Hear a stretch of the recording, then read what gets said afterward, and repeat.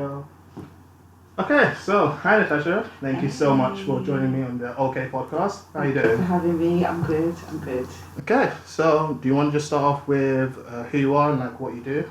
I'm Natasha. Mhm. I'm 24, 25 now. 25. My birthday was on the 1st of September, so I'm like, 25, and I'm an architectural designer.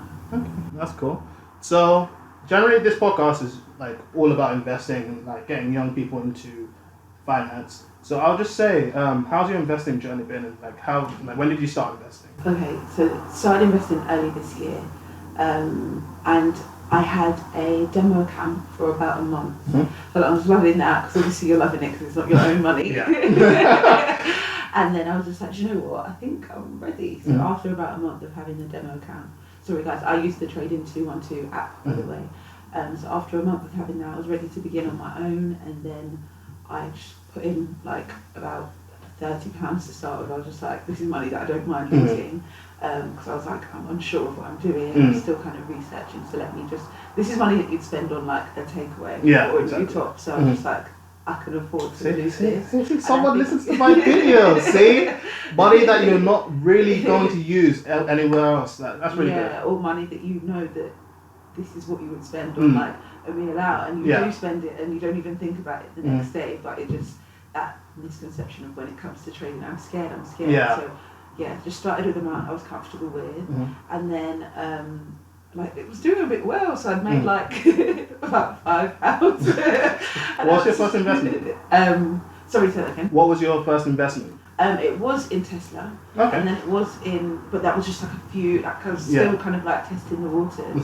So I didn't want to stick with the ones I knew about. I wanted to do research on the smaller companies which were upcoming, and then I invested in a few cannabis companies, and a lot of it in the early stages was based off like almost like playing a game. I don't know, that sounds a bit like funny to say, like you were just playing with your own money. Yeah. But like when you're testing the waters, I was kind of experimenting with different companies, doing my research on them, and I was like, well, this sounds like, so yeah, just kind of like do a bit of this and a bit of that. I'll just have to say, like, I'm so proud because like it's really good seeing someone that's like actually taking it seriously. Because like I would say you sound like you started even better than me, because my first investment was in Coca-Cola, and that was just because I was like, everyone knows who Coca-Cola is, you know, like I'm not going to lose my money, not going to look at like anything else into them. But no, it sounds like you actually did some research. I saw the big names on there, and I was actually like, okay, the big names have been around for a while. So prior to this actually, did you know there's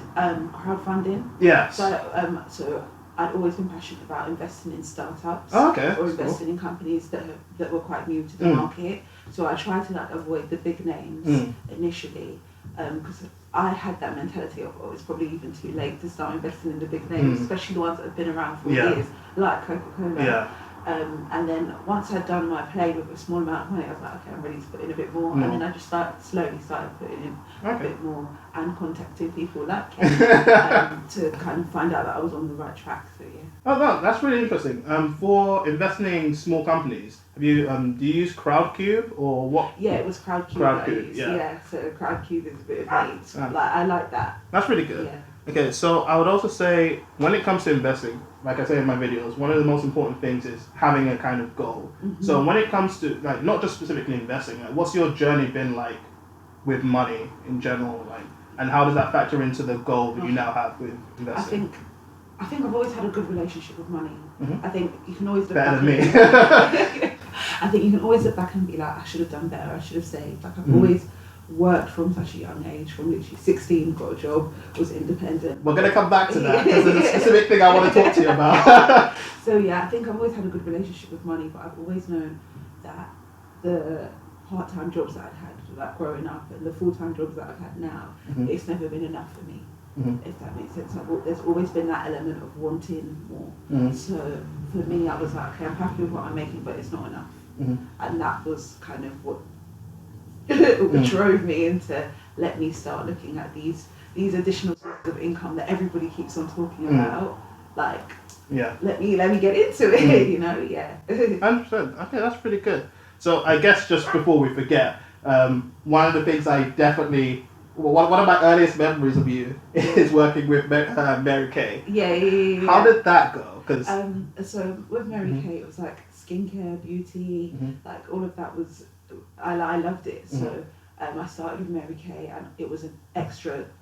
Alongside my part-time job, it was something I could do within my own time. So I said to my mum, like, are you able to sign me up? Because I wasn't even 18 then. So I was like, can you sign me up? I'll do all the legwork. Just sign me up under your name. And she was like, fine, reluctantly. And then that was a good kickstart to my relationship with money as well, because a part of it was taking your profit, rebuying products, reinvesting into the business so that you constantly have a cash flow. So from an early age, I was very much like, on it in terms of money, business, re-putting my money and being smart with money. Yeah.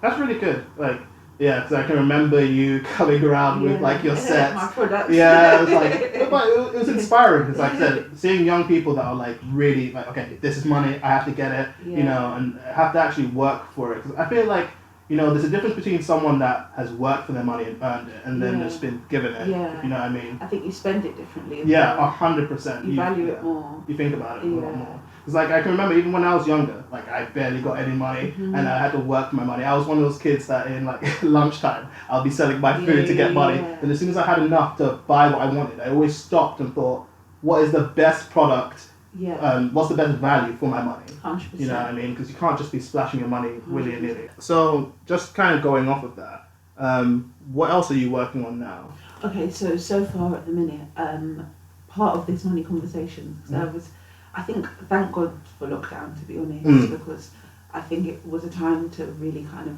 get into what you're good at. And I was having a discussion with my older sister, and I was saying to her, like, if you figure out what you've always done, what your career has been, there's actually a lot of things that you can do within your career to like make money for yourself without having to like break your back. And because she studied law, and I was like, there's things you can go into tutoring. I was like, there's things you can go into tutoring. Yeah, like honestly, she's made money from writing people's dissertations. Like, there's a lot of things you can go into within your field aside from your 9 to 5 that you're naturally already good at. But Natasha, I'm gonna ask you a question. Like, why? Like, you already have a normal job. Like, what's the point of like doing stuff extra? It's just not enough. Like, and I think during lockdown, I was actually made redundant, so I was on furlough for a while, and then losing my job, it was just like, it makes you realise how... Join the gang! I understand how it feels.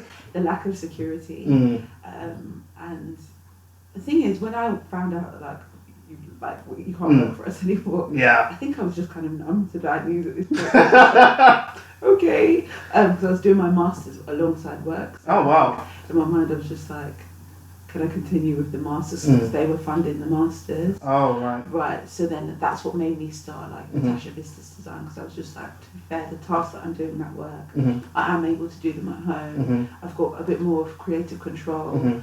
So that I think it's just that initial push and that initial step to start. That was what I needed, and lockdown really brought it out. It forced me, like, when you've lost your job, you're forced into a corner. 100%. And you start looking at the options, and you're just like, I've got to start even if I don't want to. So yeah. No, really, like, well done for that. Like, that's really courageous. And I'll say, like, this is what another thing that I don't really understand. Like, I've heard so many people saying that during this time, I'm so bored, I don't know what to do with myself. It's like, this time, it's been the biggest time to just like open up so many different opportunities. 100%. Like, you get to like, again, I was made redundant as well, and I was just like, okay, cool. Now I can focus on all these other things that I always wanted to do, but didn't really have time. Anymore. Exactly. Like, anything that I don't have time, like, you realise how much time you actually did have, and there's no excuses anymore. What am I waiting for? I can start. Get your stuff out there. You know what you're doing. I think half of it for me was trusting myself, like, and having that confidence to initially start, because your goals are here and you're here. That gap in between is all you. So I think it was just like, look, Natasha, you've been doing this, because I've always had, like, since graduating, I've worked in a few architecture companies, and the tasks I was doing there, I was like, I am able to do this by myself. I kind of just trust what I'm doing. So yeah. So can you go a bit more into like what you do now? So like with the business. Yeah, with Natasha Business Design, I initially started with interior. And I'm gonna have this on the green screen above you, so showing all your beautiful designs, guys. Can you see that? So all the people on YouTube, you can see all those beautiful designs. Please check them out. So I initially started with interior 3D visuals. So anybody who wanted, like, let's say you wanted your living room redesigned, I'd have a concept proposal for that, and I found that like there was joy in doing it as well. So this is another thing, like your passions tying into your goals, like 100%. Things that don't feel like work. You don't have to be forced out to bed. Like having full control of your time and it not feeling like work, you're able to do it with ease. That was something that I was just like, no, if I really kind of sit down, lockdown gave me that opportunity to sit down, figure out what I really liked and what came to me naturally.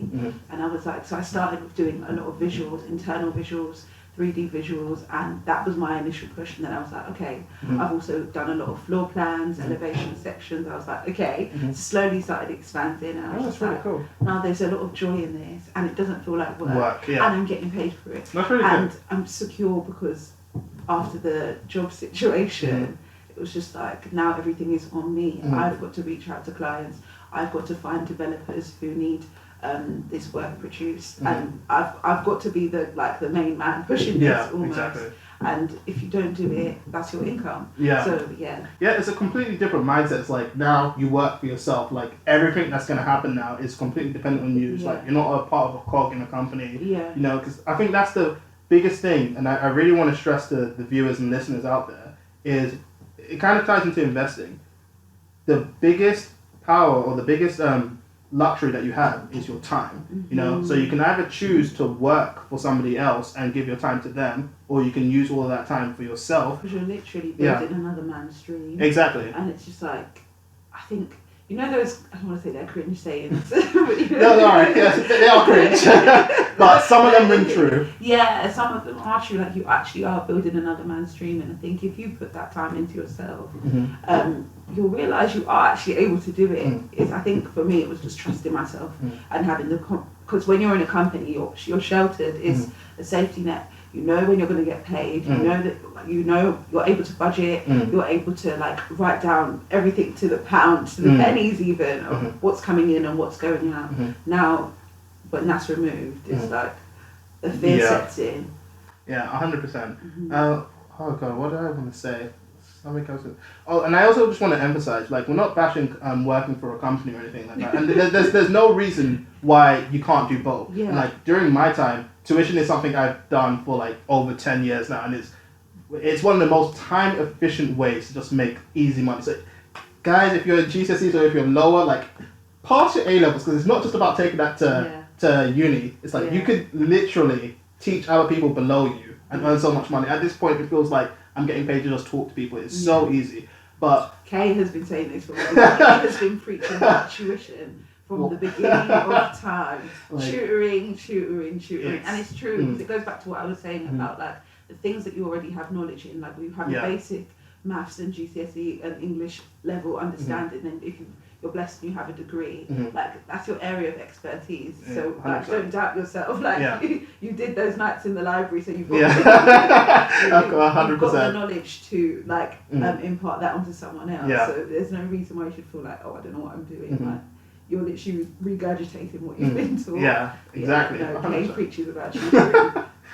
But yeah, okay, I think that's a good segue into the next segment. It's so just in another kind of thing that people preach with investing is kind of stick to your area of expertise. So like, if there's any companies or kind of industries that you know that you are like very knowledgeable about, is start with them. So with me, to be fair, I'll say like my expertise is gaming, but I actually have no investments in any like gaming industries. So I just feel like a lot of the big companies to do with gaming kind of go against the culture of gaming. But I would say to you, like, what were your misconceptions when you started investing? I think...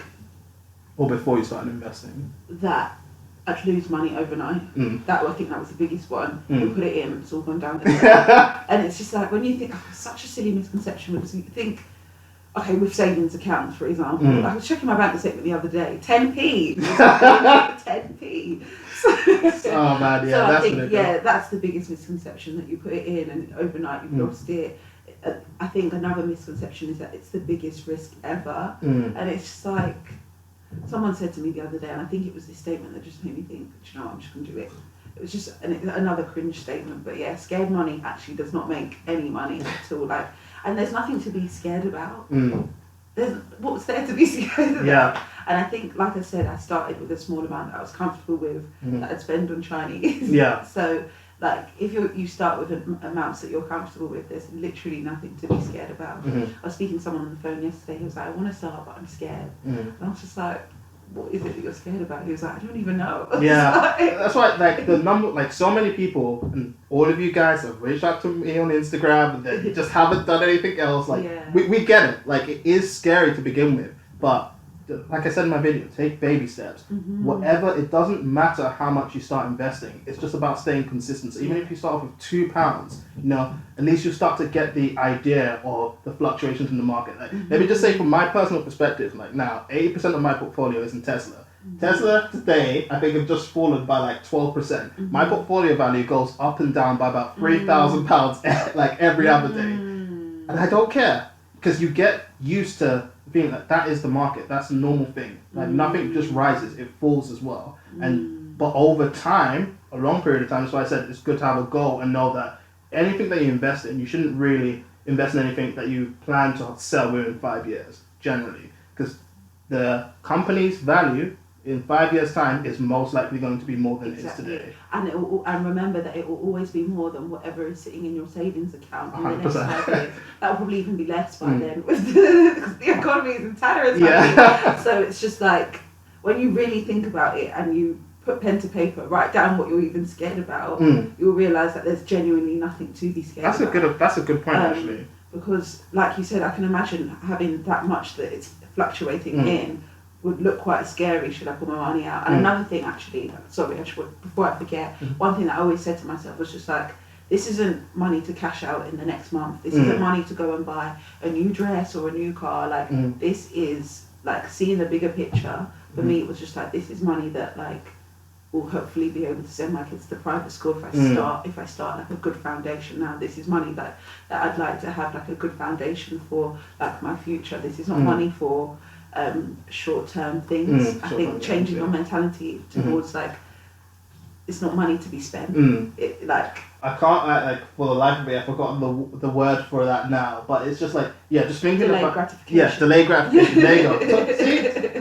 See, thank you. See, but yeah, like, that is so important, because that is something that will constantly get you. And like, now, just again reiterating, and if you see my portfolio value, like, again, I haven't had a proper job for months, you know, so I'm seeing my portfolio grow so much. I'm like, I don't really, like, I earn money through tuition, but I don't have that much. I'm like, you know, it would be really nice to go out here. It would be really nice to go on holiday here. And like, it was also my birthday not too long ago. And it's so tempting to be like, if I just sell this now, I can cash out. Like, no, you remember your goal. You remember your purpose. It, like Natasha just said now, she's even thinking about the possible future kids that she may have. And that is such an important thing. And I feel like, especially with the black community now, which is like a very important thing, I feel like a lot of us always talk about, okay, generational wealth, but no one wants to be this person that actually starts that, you know? 100%. So like, someone has to be the one that starts that to then carry on. We see it in a lot of like other races now, that they pull their money together, or they have actual assets now that they use to then help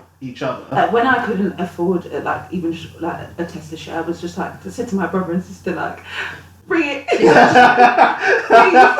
And then like, I put my birthday money into more. So you see, it was just like, that could have bought me a nice dress, or could have bought me like things that things that will be in the charity bag in the next few months. But I think it's just changing your mentality and having that mental shift to think about things that will be important for later. And you will thank yourself that you started. 100%. You will thank yourself. Like even like you said, again, kind of thanking the coronavirus.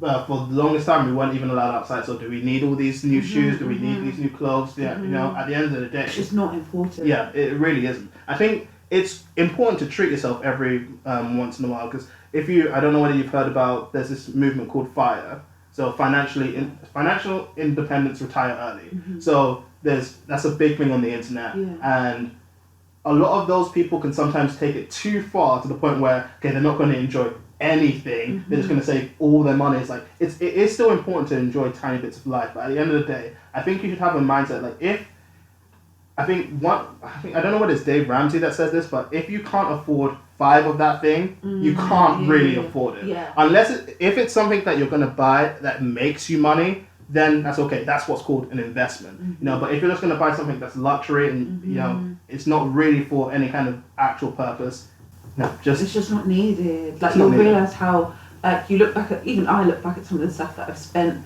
money on, and I'm just like, where is that now? It's just not important. What would you say your worst purchase has ever been? I think growing up, food and travel, just over a long period of time. Yeah. Going to places that there was no need to go to, eating out when I could have just gone home. And I think those are lots of small... first year of uni. Yeah, there's lots of small purchases over like a long period of time. And they really do add up. Yeah. I can remember looking at like my bank statement and like after like second term of like first year, I was like, man, I've been £10 here, £20 there. No, I think it's just the £2 sweets. They add up. I think that has been quickly. like a lot of poor purchases over a long period of time. But then again, it's finding the balance between not penny pinching and still enjoying. So it's difficult because you don't want to be that person that has all your money saved under your pillow and then you have bread and water. So I think it's finding that balance between like budgeting well and also living a good life. But one thing you did say was like knowing when to cash out. So you mentioned in the next 5 years. What would you advise people is a good time to be like, okay, I'm going to take some money out now? Okay, and that's a great question. And this is where we're going to end the normal segment of the podcast. If you want to hear the rest of it or watch the rest of it, I've got a Patreon, so you can check that out. So it's at OhKay with me. OhKay with me? Well, what? That was the OhKay podcast. I'll be showing that now. But thank you so much, Natasha. And okay, we'll see you guys later.